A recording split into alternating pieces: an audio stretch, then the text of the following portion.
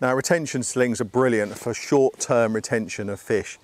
If for any reason you need to keep a fish longer, then a sack is unquestionably the best way. Fish can find their own depth, they can orientate themselves, level themselves at where they're comfortable, and they tend to sit quieter for longer periods of time. So a carp sack is my method of choice if I want to keep a carp for any longer period of time, which might be really bad weather, or maybe it's raining in the night and maybe 2 hours till dawn or something. A sack is the best thing.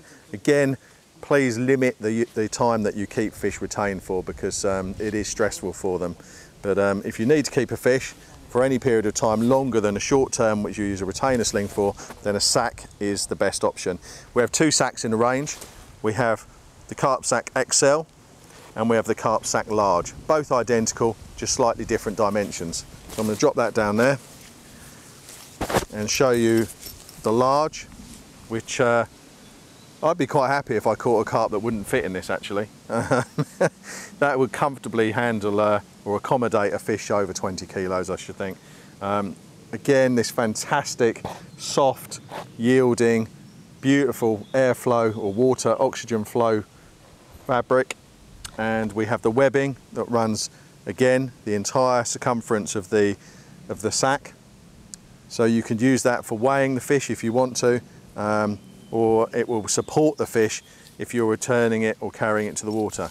Then these handles are absolutely perfect. You can see that they will keep the weight centralized in the bottom of the sack. Webbing supports the fish entirely, and security is obviously very, very important when you sack a fish. Now, the fish can't get out of the sack because you will secure the zip like so with that clip, and heavy duty cord comes as standard with a 3/8 BSF thread which will fit any bank stick.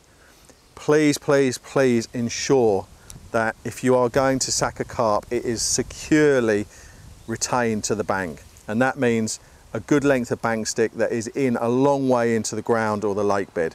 You mustn't be able to move it, and the carp absolutely shouldn't be able to move it. A fish getting away in a sack is unforgivable, so if you're going to sack a fish, it's your responsibility to make sure that fish is safe.